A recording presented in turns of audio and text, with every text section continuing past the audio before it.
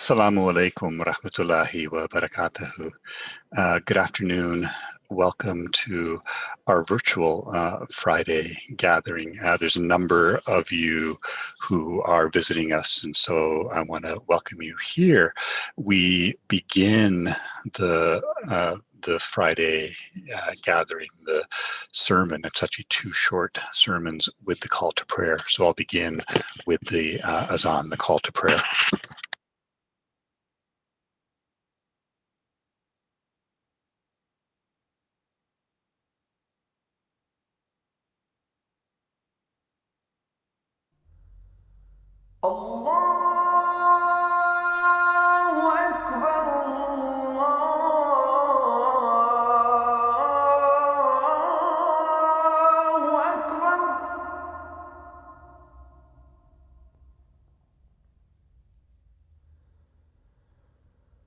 أشهد أن لا إله إلا الله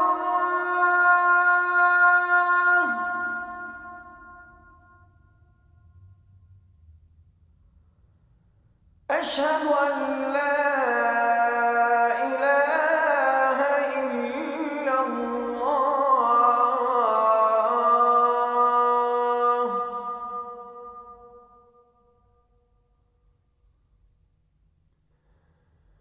أشهد أن محمدًا رسول الله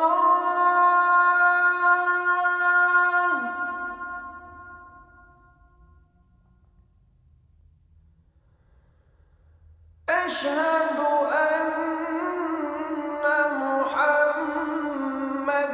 رسول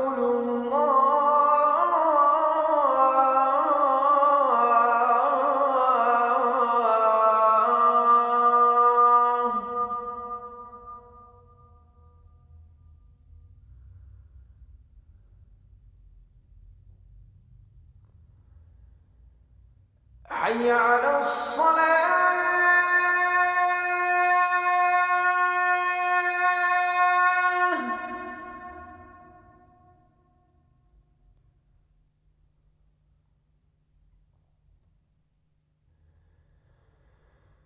حي على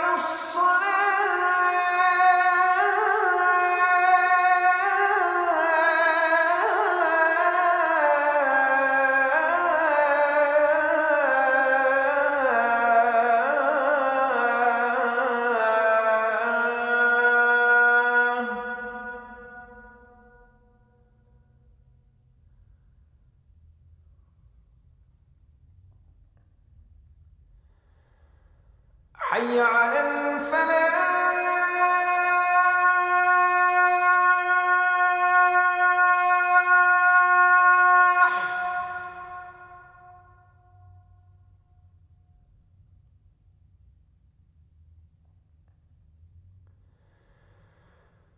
حي على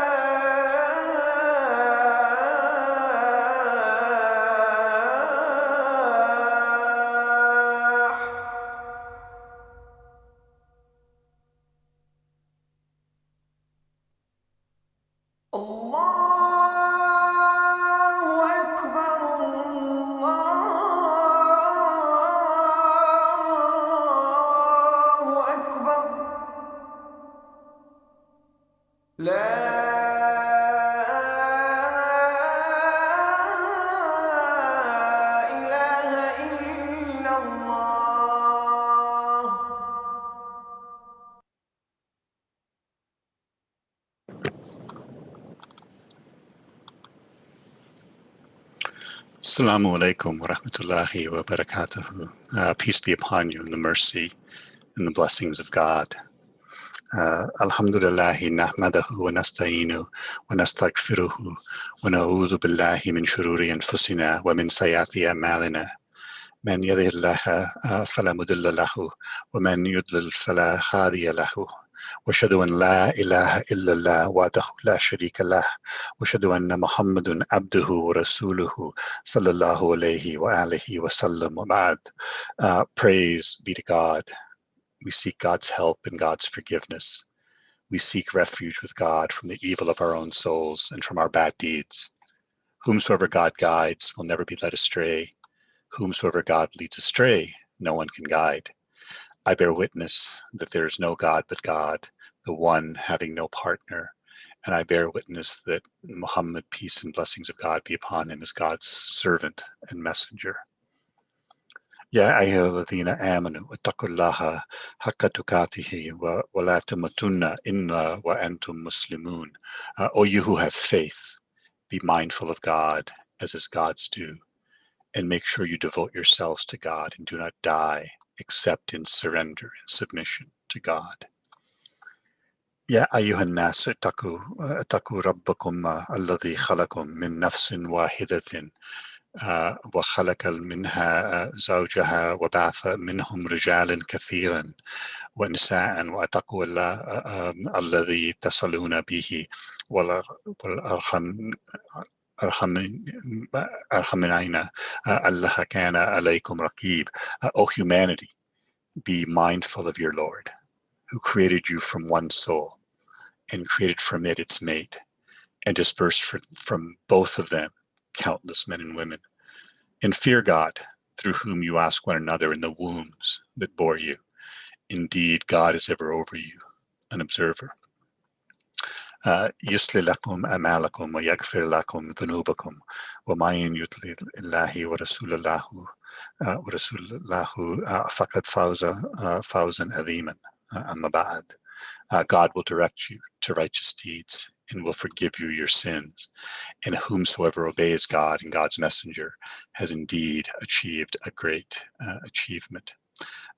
Greetings to all of you, sisters and brothers. And we have some visitors here with us, so welcome to all of you who are visiting. For those that don't know me, I'm Amir Hussain. I'm the chair of the Department of Theological Studies here at LMU. I'm also the faculty advisor for the Office of Muslim Student Life here. I am not, as some of you know, a khatib. This is the khutbah, the sermon. I'm not one who gives sermons. And so my apologies, first of all, for the poverty of the sermon. My apologies for my pronunciation in Arabic. We often begin with some Arabic phrases and prayers and verses from the Quran. I was born in Pakistan, and so Urdu is my first language. I grew up in Canada, so English was my second language. French was my third language. All of those, my Urdu, my English, and my French are better than my Arabic, but you know, I try here. We're near the end of our fall 2020 semester here at LMU, and what a long, strange trip it's been to echo a band, the Grateful Dead. I want to thank our regular khatib, Kinan Tawil, who's behind the scenes making all this possible. So thanks to Kinan for all of his work. Kinan's our program coordinator for the Office of Muslim Student Life, and we couldn't do what we do in the office without him. So thanks, first of all, to Kinan for his great work. And I'm not a khatib, but I'm a teacher.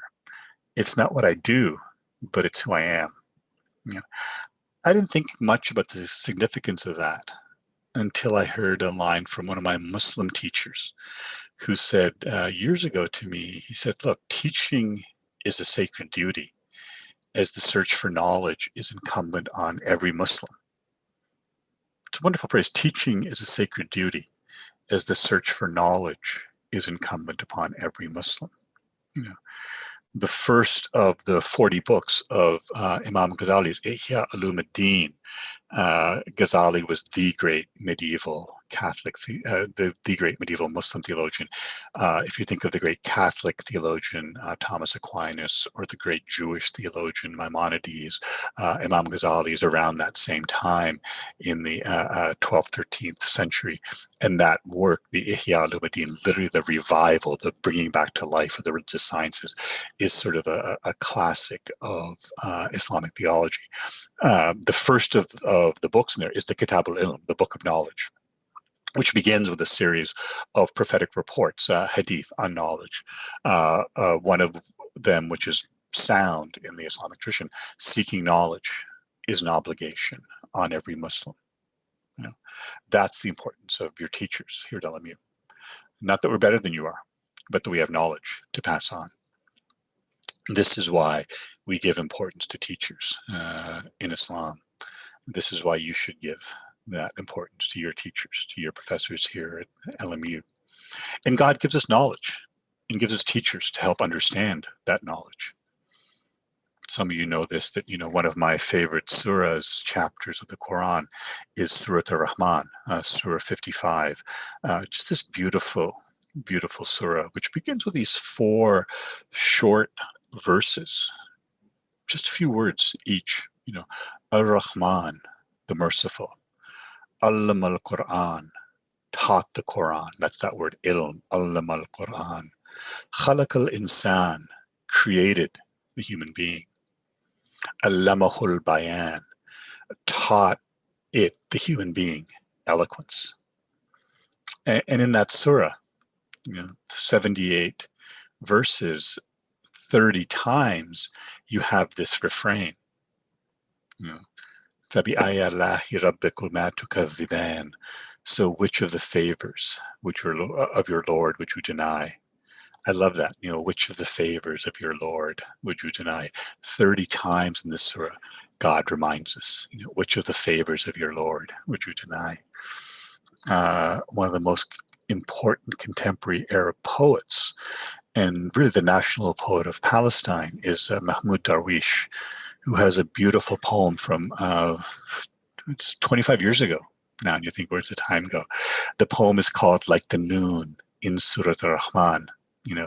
That's the end, that sound, Ar-Rahman, Allama al-Quran, Khalaq al-Insan, Allamahul bayan. You get that N, noon sound. And so that poem, Like the Noon in Surah Ar-Rahman, shows us the importance, the power of this surah.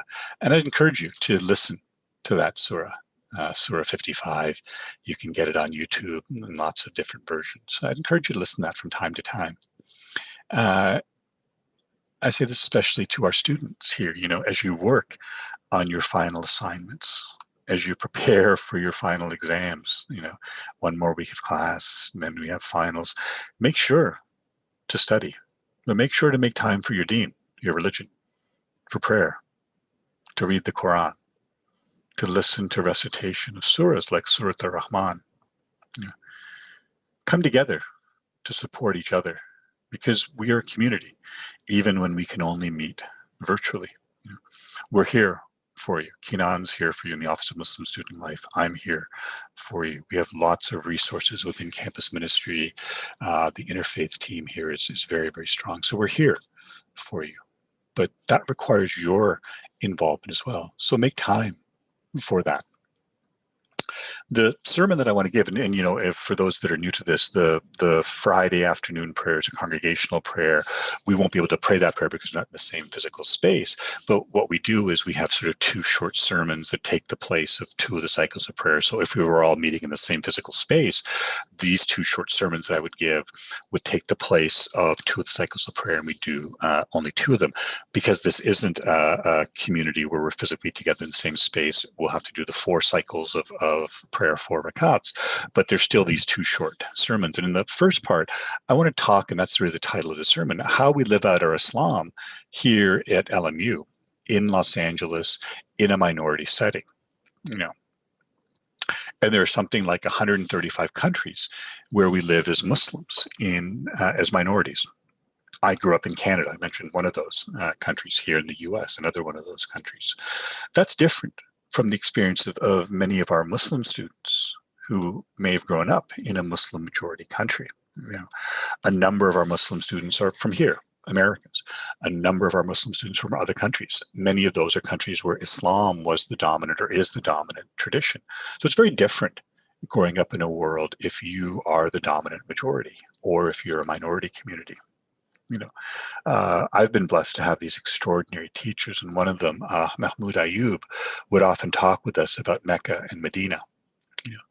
We think of the end of the Prophet's life and the community in Medina, which was a majority Muslim community.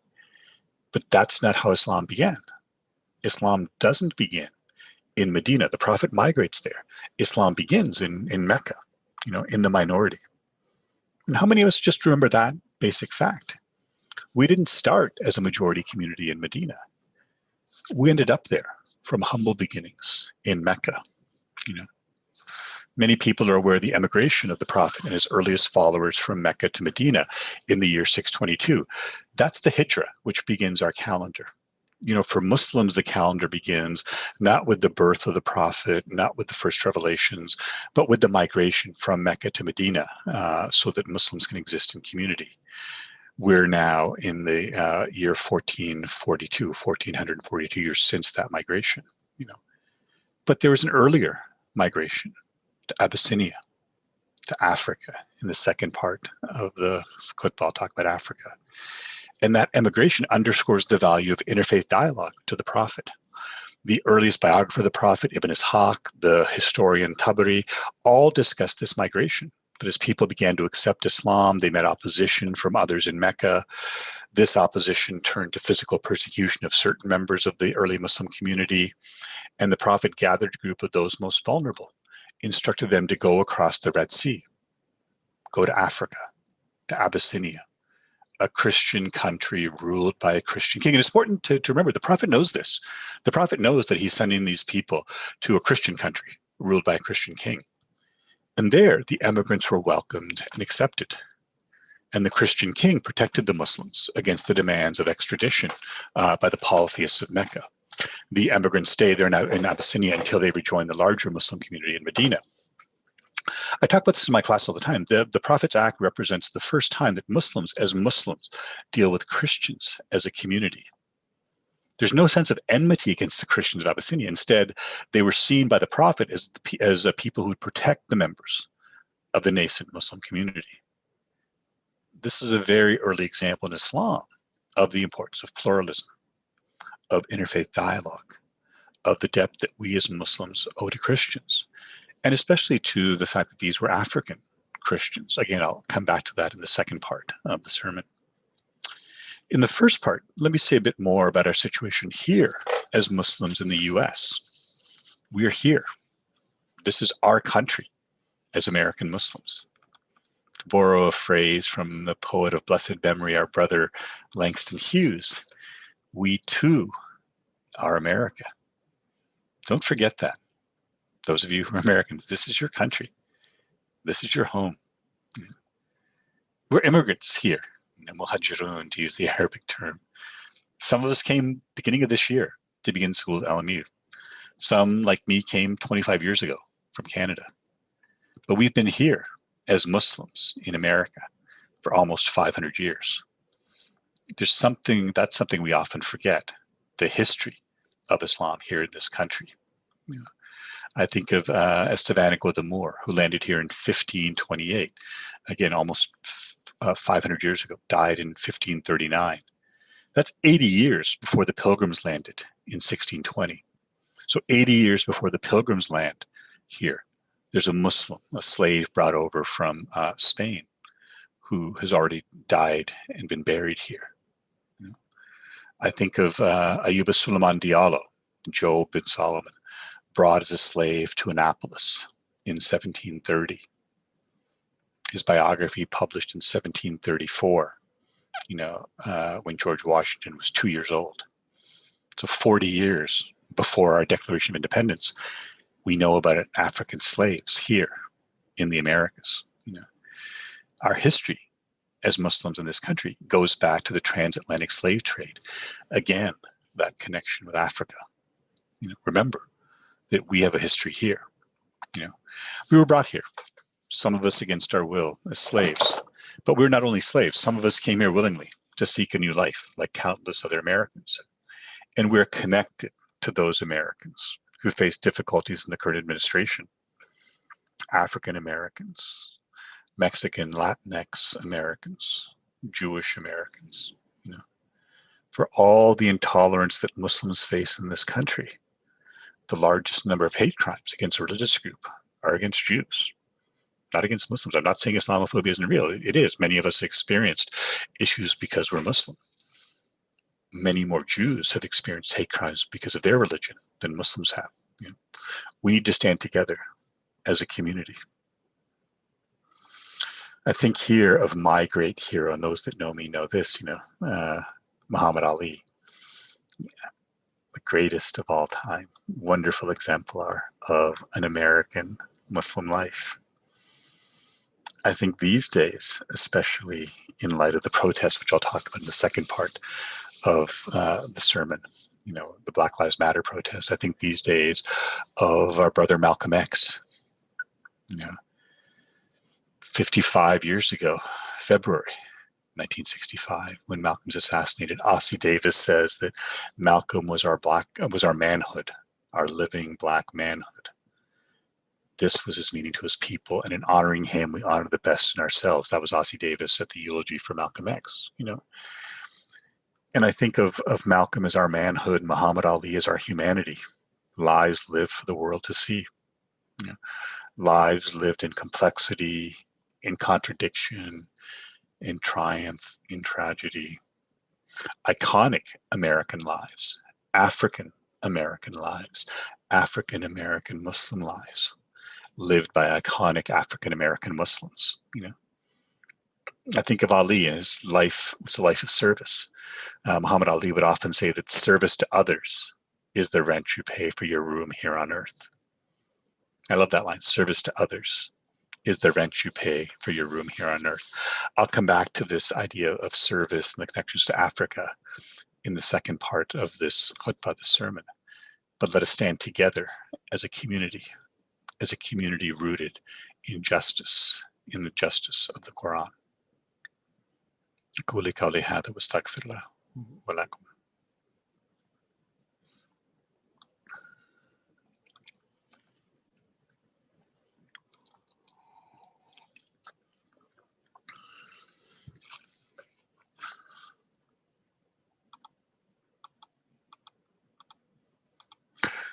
Bismillah ar-Rahman ar-Rahim. Alhamdulillahi wa salatu wa salamu ala Rasulullah. Blessings of peace on the Prophet. We're a community rooted in justice of the Quran. This year, we've seen the focus on Black Lives Matter, on Black communities in the USA. We need to make connections to African American communities. In the US, about a third of us American Muslims are African Americans, people who have been Americans for centuries. The two people I just mentioned, Muhammad Ali, Malcolm X, great examples of this. I was delighted that the common book for this year is by an African American Muslim, Hanif Abdul Rakib, Go Ahead in the Rain, Notes to a Tribe Called Quest. I don't know how many of you saw the wonderful talk that we had with Hanif earlier this year. It should be posted up on the Common Book page. But that book, Notes to a Tribe Called Quest, is about a hip hop group that's also mostly Muslim. Many of us are thinking about next month, January, the inauguration to come for President-elect Joe Biden. I'm an academic, so I think more of our history. Not January of 2021, but January of 1993, when our grandmother, the Blessed Maya Angelou, spoke these words at the inauguration of President Bill Clinton. History, despite its wrenching pain, cannot be unlived, but if faced with courage, need not be lived again. I love that line. History, despite its wrenching pain, cannot be unlived, but if faced with courage, need not be lived again.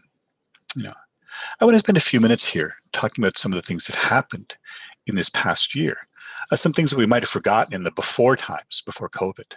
Because for so many of us, starting in March, when we had to leave LMU and we had to start working from home, start taking classes online, we forget that there were things that happened before that. Sometimes terrible things. In February, there were attacks near Frankfurt in Germany. 9 immigrants killed by a far-right racist. We need to be careful, as there are people who will seek to do us harm because we're Muslims, because we're immigrants, because we're brown and Black people. Of course, it's not only a European problem, it's a problem in our own country. Yeah. That same month, in February of this year, the California Assembly formally apologized for the Japanese internment, where 120,000 people, most of whom were US citizens, were rounded up and put into internment camps, two of which are right here in California. That began in another February, February 19th, 1942, when Executive Order 9066 was signed by President Roosevelt. How many of us as Muslims know about this, about the internment of Japanese Americans? And that's extraordinarily relevant to us as Muslim Americans, especially after the events of September 11th, 2001. I recognize that some of you are too young to remember 9/11, and I don't want to ask how many of you weren't born then, but we remember, after the terrorist attacks in September of 2001, the fear and the threat that perhaps American Muslims might be rounded up. Many of us were fingerprinted, the National Security Entry Exit Registration System, where we had to be fingerprinted. That happened to me. I was fingerprinted, stopped at the border. There was talk about interning us. I have no doubt that the reason that we, as American Muslims, weren't rounded up, weren't interned after 9/11 was precisely because Japanese Americans were interned post Pearl Harbor during World War II. And it was Japanese Americans that stood up in September of 2001 saying, no, you will not do this to our Muslim brothers and sisters. We have that connection with the Japanese American community, but how many of us know that? Of course, this year, what you all know about, the protests, not just here in the US, but around the world, about the killing of unarmed Black people here in the US. We need to stand in solidarity with our Black brothers and sisters, simply because we are brothers and sisters to each other. We can talk about the connections we have with Africa. We can talk about the migration to Abyssinia that helped save the early Muslim community. We can talk about the fact that 10% of the slaves who were brought over from West Africa were Muslims. We can talk about the fact that at least a quarter to 30% of American Muslims are African Americans. But that's not why we should stand with African Americans. We should stand with them because that's what we need to do as Americans. They are our brothers. They are our sisters. We need to stand with them. One of my favorite lines in the Quran, and I'll end here as we're coming close to our time, comes from Surah An-Nisa, the 4th chapter of the Quran, the chapter of women. Surah An-Nisa, verse 36, serve God, do not associate anything with God. Be good to both your parents and to the near of kin and the orphans and the needy and the neighbor who is near and the neighbor who is farther away, and the companion by your side and the traveler and those whom your right hands possess. Surely God does not love the one who is proud, boastful. What I've translated as "and be good" is even more powerful in the Arabic original of the Quran, which reads as ihsanan, literally do something beautiful. Do something beautiful for your parents, the near of kin, the orphan, the needy, the neighbor who is near, the neighbor who is farther away. The text is explicit that our doing goodness, showing beauty, is not limited to our family, but to those in need, whether they are literally our neighbor or farther away from us. I love that, the parallel structure in the Quran. The neighbor who is near, the neighbor who is farther away. It's the same emphasis that we find in the Torah. It's the same emphasis that we find in the New Testament. We're connected as Muslims to other religious communities. We're connected to each other.